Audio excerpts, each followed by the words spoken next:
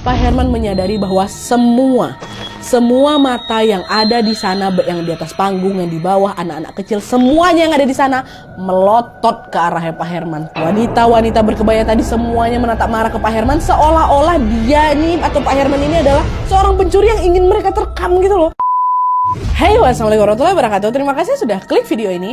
Oke, jadi di malam Jumat ini seperti biasa aku akan menceritakan lagi satu kisah horor Wawa yang sangat spesial malam ini karena narasumber kita adalah Teh Risa Saraswati. Makasih ya Teh.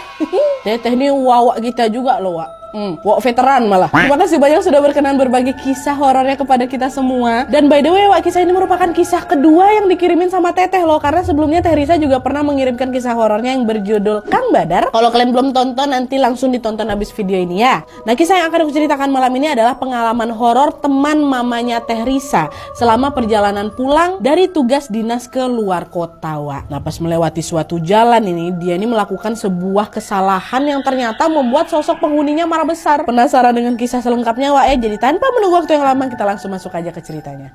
Check it out.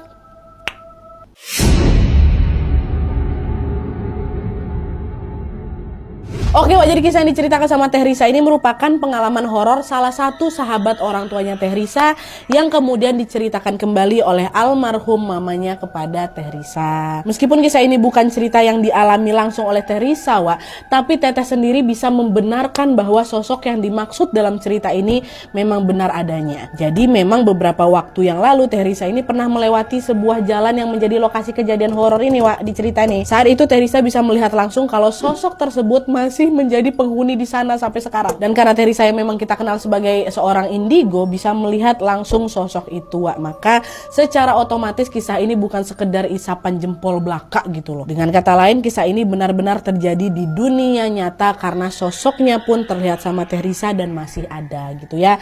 Dan untuk menjaga privasi, Wak, di sini Teh Risa tidak akan menyebutkan nama asli si pemilik ceritanya. Jadi kita sebut aja lah namanya dengan Bapak Herman. Oke.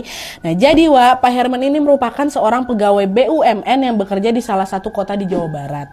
Dia memiliki istri dan juga seorang anak laki-laki yang pada masa itu masih kelas 3 SD. Kita panggil aja istrinya Pak Herman dengan nama Bu Intan, sedangkan anaknya kita panggil Donia. Nah, karena tuntutan pekerjaan, Wak, Pak Herman ini sering melakukan perjalanan dinas ke luar kota dan meninggalkan anak istrinya di rumah. Nah, kisah horor yang Pak Herman alami ini, Wak, bermula ketika dia dalam perjalanan pulang dari tugas dinas di luar kota.